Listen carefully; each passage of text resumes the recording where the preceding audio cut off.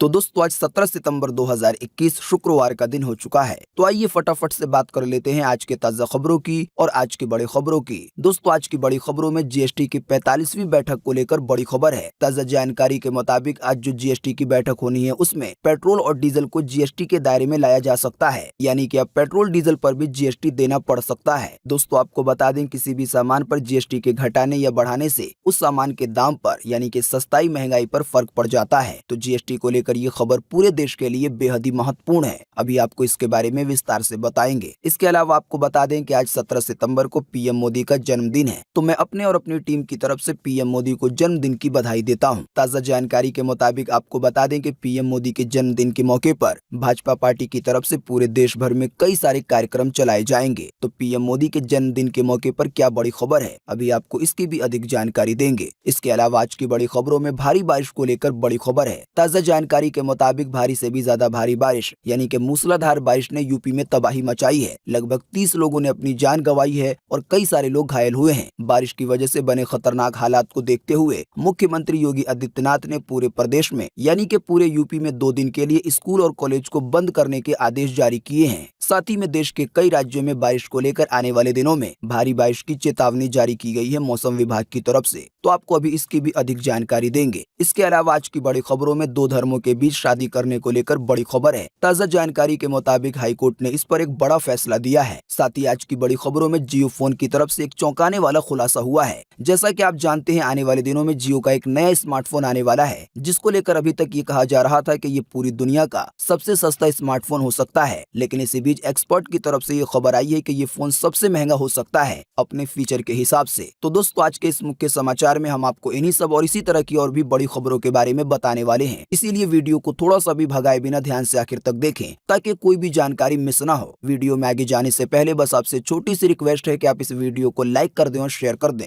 क्योंकि आपका लाइक और शेयर करना ही हमारी मेहनत का फल होता है। तो आइए बिना देर किए चलते हैं सीधे आज की पहली बड़ी खबर की तरफ। और आज की पहली बड़ी खबर जैसा कि आप देख सकते हैं अपनी स्क्रीन पर कि आज जीएसटी की 45वीं बैठक में हो सकता है अहम फैसला। जीएसटी के दायरे में आ सकता है पेट्रोल डीजल। हालांकि कोरोना के इलाज से जुड़ी चीजों पर मिल सकती है राहत। जी हाँ, वित्त मंत्री निर्मला सीतारमण की अगुवाई में आज यानी कि 17 सितंबर शुक्रवार को जीएसटी परिषद की बैठक होगी। कोरोना वायरस महामारी की आशंकाओं के बीच जीएसटी परिषद की ये 45वीं बैठक बेहद अहम हो सकती है। ऐसा इसलिए है क्योंकि इस बैठक में कोरोना के इलाज से जुड़ी जो चीजें हैं इस पर जीएसटी कम किया जा सकता है। इसकी वजह से कोरोना के इलाज में जो चीजें इस्तेमाल होती हैं, जो दवाएं इस्तेमाल होती हैं, वो सस्ती हो सकती है अगर इस पे जीएसटी घटा दिया जाता है तो। इसके साथ ही ये भी खबर आई है कि एक या एक से ज्यादा पेट्रोलियम पदार्थ यानी कि पेट्रोल, डीजल, प्राकृतिक गैस, इसके अलावा एविएशन टरबाइन फ्यूल यानी कि जो फ्यूल विमान में इस्तेमाल होता है, तो इन सभी को जीएसटी के दायरे में लाया जा सकता है। यानी कि पेट्रोल, डीजल, प्राकृतिक गैस और विमान में इस्तेमाल होने वाला फ्यूल जीएसटी के दायरे में आ सकता है। दोस्तों पेट्रोल डीजल के जीएसटी के दायरे में आने के बाद ये सस्ता हो जाएगा या महंगा हो जाएगा, ये बात इस पर भी निर्भर करती है कि पेट्रोल डीजल पर कितना जीएसटी लगाया जाएगा, 5%, 12% या फिर 18% या फिर इससे भी ज्यादा। बाकी इसके अलावा भी जीएसटी की बैठक में कई सारे फैसले लिए जा सकते हैं। जिन भी चीजों पर जीएसटी घटा दिया जाएगा तो वो सामान सस्ता हो जाएगा और जिन चीजों पर जीएसटी बढ़ाया जाएगा वो महंगा हो जाएगा। तो कौन कौन सी चीजें महंगी होंगी, कौन कौन सी चीजें सस्ती होंगी, इसकी ज्यादा जानकारी आज बैठक के बाद मिल जाएगी। इसी की वजह से आज की ये 45वीं बैठक काफी अहम मानी जा रही है, क्योंकि इस बैठक के बाद देश की सभी जनता पर सीधे असर पड़ेगा। बात करेंगे आज के अगले बड़े खबर की, तो आज है पीएम मोदी का जन्मदिन। टीकाकरण अभियान को रफ्तार देगी भाजपा। जन्मदिन के मौके पर किए जाएंगे देश भर में कई कार्यक्रम कार्यकर्ता की तरफ से। जी आज 17 सितंबर को प्रधानमंत्री नरेंद्र मोदी का जन्मदिन भाजपा पूरे देश में अनूठे ढंग से मनाएगी। इसी कड़ी में बिहार, मध्य प्रदेश समेत देश के विभिन्न हिस्सों में टीकाकरण अभियान में तेजी लाई जाएगी। यानी कि भाजपा कार्यकर्ता पीएम मोदी के जन्मदिन के मौके पर आम दिनों के मुकाबले में कोरोना का टीका ज्यादा लगवाने की कोशिश करेंगे देश के कई हिस्सों में। इसके अलावा पीएम मोदी के संसदीय क्षेत्र वाराणसी में तो उनका जन्मदिन किसी उत्सव से कम नहीं होगा। शाम 6 बजे भारत माता मंदिर में 71,000 दीप जलाए जाएंगे। इसके अलावा 71 मंदिरों में आरती की जाएगी। जानकारी ये भी है कि मुस्लिम महिला फाउंडेशन की ओर से मुस्लिम महिलाएं लम्ही भी इस उत्सव को मनाएंगी। आसान सी भाषा में कहें तो पीएम मोदी के जन्मदिन को मनाएंगी। दोस्तों अगर आप भी पीएम मोदी को जन्मदिन की बधाई देना चाहते हैं तो इस वीडियो को पूरा देखने के बाद अपने दिल की बात आप जो बधाई में कहना चाहते हैं, ये सारी बातें इसी वीडियो के नीचे कमेंट बॉक्स में लिख सकते हैं। आपकी लिखी हुई बात सैकड़ों नहीं बल्कि हजारों लोगों तक पहुंचती है। बात करेंगे आज के अगले बड़े खबर की, तो इलाहाबाद हाईकोर्ट का बड़ा फैसला। दूसरे धर्म में की है शादी तो वैवाहिक जीवन में परिजन भी नहीं कर सकते हैं हस्तक्षेप, यानी कि कोई रोक टोक। जी हाँ, इलाहाबाद हाईकोर्ट ने बीते गुरुवार को एक अहम फैसला देते हुए दूसरे धर्म में शादी करने वाले युवाओं को बड़ी राहत दी है। एक याचिका की सुनवाई के बाद हाईकोर्ट ने कहा कि दो अलग अलग धर्मों के बालिगों ने यदि शादी की है तो उनके वैवाहिक जीवन में हस्तक्षेप करने का अधिकार यानी कि रोक टोक करने का अधिकार उनके माता पिता को भी नहीं है। कोर्ट ने अपने फैसले में साफ तौर पे कहा है कि यदि कोई दूसरे धर्म में शादी करता है तो उनके वैवाहिक जीवन में कोई भी रोक टोक नहीं कर सकता। साथ ही यदि वो पुलिस से सुरक्षा मांगते हैं तो पुलिस को उन्हें सुरक्षा देनी होगी। आसान सी भाषा में कहें कि अगर दो बालिग आपस में शादी कर लेते हैं और उन दोनों ही के धर्म अलग अलग थे तो शादी होने के बाद उनके माँ बाप भी उनके जीवन में रोक टोक नहीं कर सकते, यानी कि उसने शादी क्यों की है। ऐसे जोड़े को अगर खतरा लगेगा और वो पुलिस के पास सुरक्षा मांगने जाएगी तो कोर्ट के मुताबिक पुलिस को उन्हें सुरक्षा भी देनी होगी। तो दो धर्मों के बीच शादी को लेकर हाईकोर्ट का ये एक बड़ा फैसला आया है। बात करेंगे आज के अगले बड़े खबर की तो यूपी चुनाव को लेकर बड़ा ऐलान। अगर आम आदमी पार्टी की सरकार बनी तो 300 यूनिट बिजली फ्री मिलेगी। जी हाँ, उत्तर प्रदेश में आम आदमी पार्टी की सरकार बनने पर 24 घंटे आपूर्ति के साथ ही घरेलू उपभोक्ताओं को 300 यूनिट बिजली मुफ्त में दी जाएगी। साथ ही में यूपी के किसानों के लिए तो यहाँ तक ऐलान किया गया है कि उनको बिल्कुल फ्री में बिजली दी जाएगी। साथ ही जो उनका बकाया बिल है यानी कि जो किसानों का बिजली बिल बकाया है उसे माफ कर दिया जाएगा। जानकारी के मुताबिक ये वादा दिल्ली के उप मुख्यमंत्री मनीष सिसोदिया ने बीते गुरुवार को दिल्ली के मुख्यमंत्री अरविंद केजरीवाल की ओर से किया है। दोस्तों, आप नहीं जानते हैं तो आपको बता दें कि राजधानी दिल्ली में इसी तरह की योजना कई सालों से चल रही है। केजरीवाल सरकार की तरफ से हर महीने 200 यूनिट बिजली फ्री दी जाती है, यानी कि अगर आप एक महीने में केवल 200 यूनिट बिजली का इस्तेमाल करेंगे तो आपका कोई बिल नहीं आएगा। वहीं अगर आप बिजली इस्तेमाल करते हैं 400 यूनिट के अंदर तो आपको आधा ही बिल देना पड़ेगा। लेकिन अगर आपने 400 यूनिट को क्रॉस कर लिया तो फिर आपको पूरा बिल देना होगा। तो आम आदमी पार्टी की तरफ से यूपी के लिए ऐसा ही वादा किया गया है। केजरीवाल का कहना है कि अगर उनकी सरकार यूपी में बन जाती है तो यूपी के लोगों को भी ऐसी ही सुविधा मिलेगी। साथ ही किसानों के लिए तो ये ऐलान कर दिया गया है कि उनको बिजली फ्री में ही दी जाएगी। दोस्तों, आप नहीं जानते हैं तो आपको ये भी बता दें कि अगले साल 2022 में यूपी के अंदर विधानसभा चुनाव होने वाले हैं। इसी को लेकर ये ऐलान किया गया है। दोस्तों, अगली खबर के बारे में बताने से पहले आपके लिए एक बड़ा सर्वे और एक बड़ा सवाल इसी खबर से जुड़ा हुआ।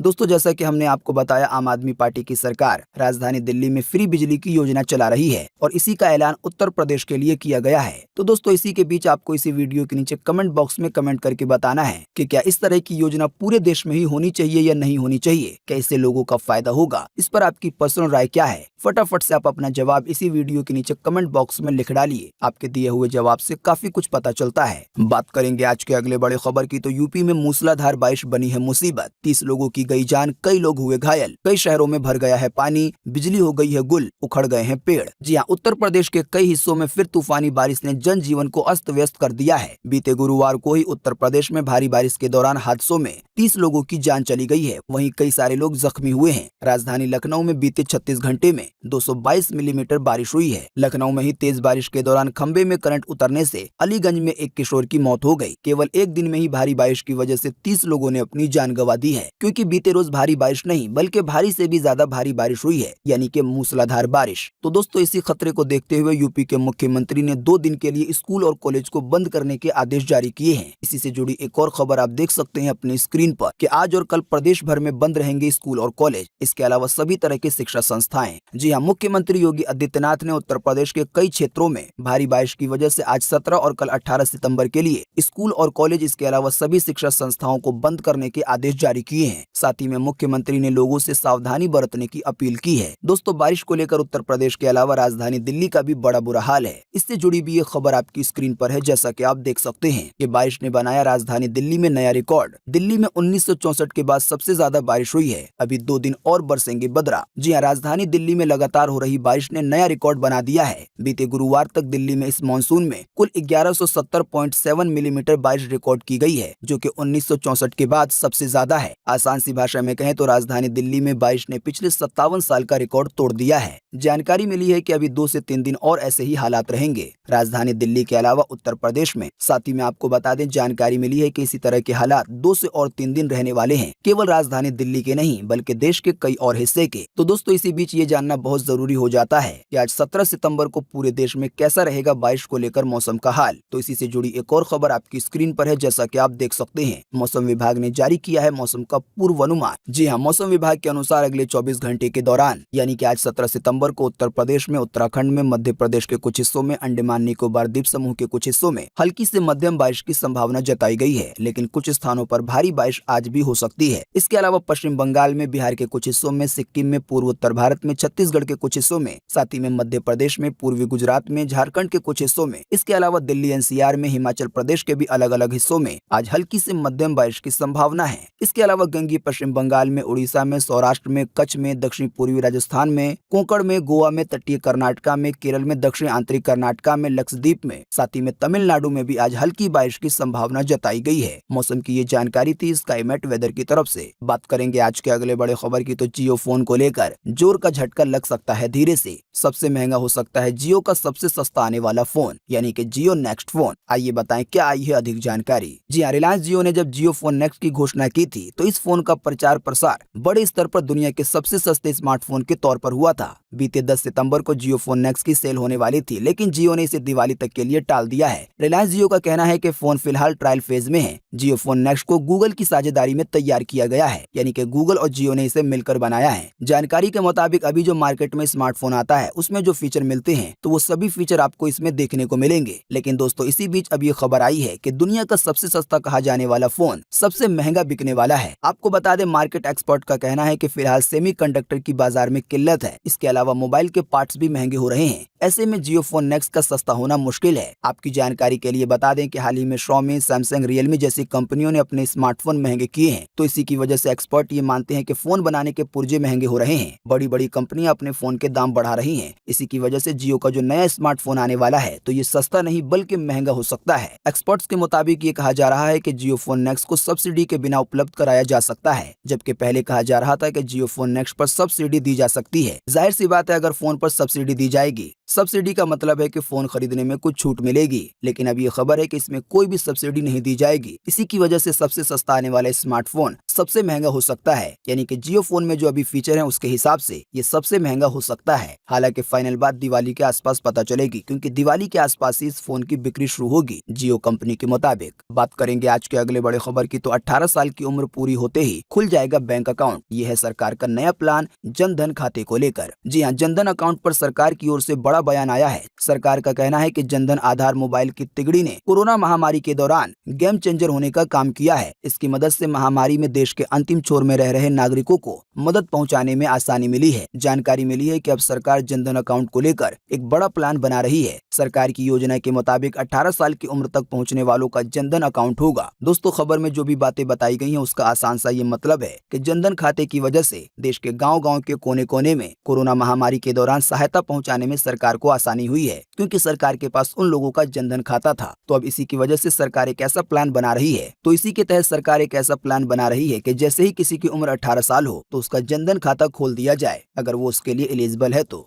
बात करेंगे आज के अगले बड़े खबर की, तो पूरे देश में एक बार फिर से मिले 34,000 से ज्यादा नए मामले कोरोना वायरस के। 315 से ज्यादा लोगों ने फिर गंवाई है अपनी जान। जी हाँ, बीते रोज लगभग 24 घंटे में एक बार फिर से 34,000 से ज्यादा नए मरीज मिले हैं कोरोना वायरस के। इन नए मरीजों के मिलने के बाद अब भारत में कोरोना वायरस के टोटल मरीजों की संख्या 3,33,80,522 हो गई है। साथ ही में आपको बता दें कि इन टोटल मरीजों में से अब तक 4,44,278 लोगों की जान जा चुकी है, जब से भारत में कोरोना वायरस की शुरुआत हुई है तब से लेकर अब तक। साथ ही में आपको बताते चलें कि बीते रोज भी लगभग 24 घंटे में 315 से ज्यादा लोगों ने अपनी जान गंवाई है पूरे देश भर में कोरोना वायरस की वजह से। हाँ, लेकिन अच्छी बात यह रही कि बीते रोज लगभग 24 घंटे में 37,000 से ज्यादा लोग ठीक भी हुए हैं। ठीक होने वाले टोटल लोगों की संख्या अब 3,25,90,868 हो गई है, यानी कि इतने सारे लोग टोटल मरीजों में से ठीक हो चुके हैं। बाकी इसके अलावा जो लोग बचे हैं, जिन लोगों का अभी भी इलाज चल रहा है, तो उनकी संख्या अब हमारे भारत में 3,32,451 हो गई है, यानी कि पूरे भारत में अभी भी कोरोना वायरस के इतने मरीज हैं। बात करेंगे आज के अगले बड़े खबर की, तो रहें सावधान, टला नहीं है खतरा। यूपी और दूसरे राज्यों में छिपे हो सकते हैं 3 से 4 और आतंकवादी। जी हाँ, अगर आप हमारे मुख्य समाचार रोज देखते होंगे तो आपको पता होगा कि अभी हाल ही में 6 आतंकवादियों को गिरफ्तार किया गया है। इन आतंकवादियों को लेकर ये जानकारी बताई गई है कि जो आने वाले त्योहार थे, इसमें जो भीड़ भाड़ होती है तो इसी में ये लोग बम ब्लास्ट करने वाले थे, लेकिन दिल्ली पुलिस की स्पेशल सेल ने इन्हें गिरफ्तार किया है। लेकिन इसी बीच एक बार फिर से आतंकवादियों को लेकर एक बड़ी खबर है, जिसमें यह कहा गया है कि अभी खतरा टला नहीं है। जानकारी मिली है कि यूपी और दूसरे राज्यों में 3 से 4 और और आतंकवादी छिपे हो सकते हैं। जाहिर सी बात है जो कि आने वाले दिनों में इसी तरह के खतरे का कारण बन सकते हैं। तो इसी की वजह से आतंकवादियों को लेकर खतरा पूरी तरीके से टला नहीं है। हालांकि भारत की जो स्पेशल टीम वगैरह है वो अपना काम कर रही है। बात करेंगे आज के अगले बड़े खबर की, तो नैनीताल हाईकोर्ट ने 4 धाम यात्रा पर लगी रोक को हटाया। धामों में प्रतिदिन जाने वाले यात्रियों की संख्या होगी तय। जी हां, नैनीताल हाईकोर्ट ने 4 धाम यात्रा पर लगाई गई रोक को हटा दिया है। यात्रा की अनुमति कुछ शर्तों के साथ दी गई है, यानी कि अब कुछ सीमित संख्या में लोग 4 धाम की यात्रा पर जा सकते हैं। 4 धाम मतलब गंगोत्री, केदारनाथ, बद्रीनाथ और यमुनोत्री। बात करेंगे आज के अगले बड़े खबर की, तो ये टेलीकॉम कंपनी अब आपदा के बारे में अपने ग्राहकों को भेजेगी रियल टाइम अलर्ट। जी हाँ, प्राकृतिक यानी कि कुदरती आपदाओं जैसे कि बारिश या भूकंप के दौरान सबसे ज्यादा नुकसान यातायात और कम्युनिकेशन को होता है, यानी कि मोबाइल टेलीफोन वगैरह का जो नेटवर्क है वो ठप हो जाता है। इसी की वजह से लोगों को भी बड़ी परेशानी का सामना करना पड़ता है। लेकिन अब इस समस्या के समाधान के लिए वोडाफोन आइडिया ने एक नई घोषणा की है। वोडाफोन आइडिया ने कहा है कि आपदा के दौरान अपने ग्राहकों को वो अलर्ट भेजेगी। इसके लिए वीआई ने आंध्र प्रदेश सरकार और सेल्टिक के साथ साझेदारी की है। सीधे शब्दों में कहें तो आंध्र प्रदेश में वोडाफोन आइडिया के ग्राहकों को आपदा के समय रियल टाइम में अलर्ट मिलेगा कि बहुत ज्यादा भारी बारिश होने वाली है या भूकंप आने वाला है या इसी तरह की जो कुदरती आपदाएं हैं, इसकी जानकारी वीआई कंपनी की तरफ से अपने ग्राहकों को दी जाएगी। वैसे फिलहाल ये सर्विस केवल आंध्र प्रदेश के लिए आ रही है, लेकिन आने वाले दिनों में इसका विस्तार हो सकता है। जानकारी मिली है कि अलर्ट के तौर पर ग्राहकों को ट्रैफिक और नेटवर्क जाम समेत कई जरूरी जानकारियां मिलेंगी।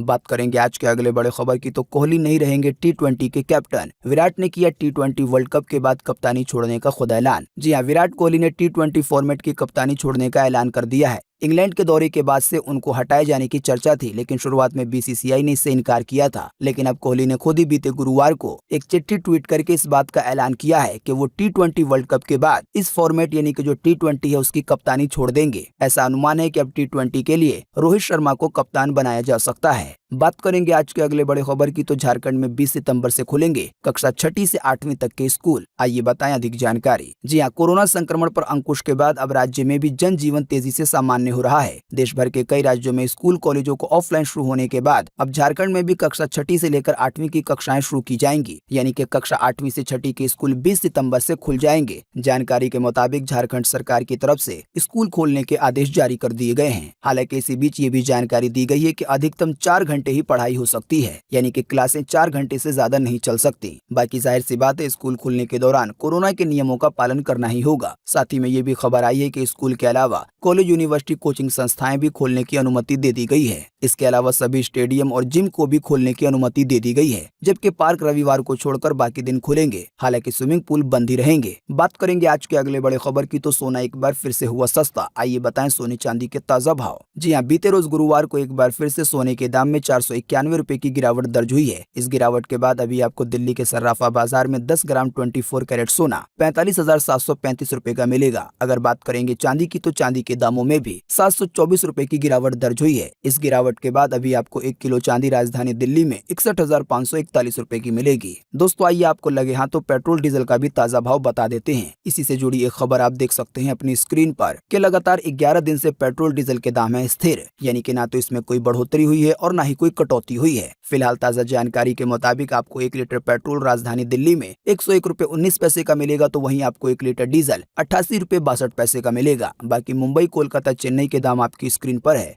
आप रोक कर देख सकते हैं। तो दोस्तों आज 17 सितंबर 2021 की यही ताजा खबरें थी और महत्वपूर्ण खबरें थी। उम्मीद करते हैं इससे आपको काफी कुछ जानकारी मिली होगी। हम बस इसके बदले में आपसे इतना ही चाहते हैं कि आप इस वीडियो को लाइक कर दें और शेयर कर दें, क्योंकि आपका लाइक और शेयर करना ही हमारी मेहनत का फल होता है। वीडियो देखने के लिए आपका बहुत बहुत धन्यवाद। Thanks for watching.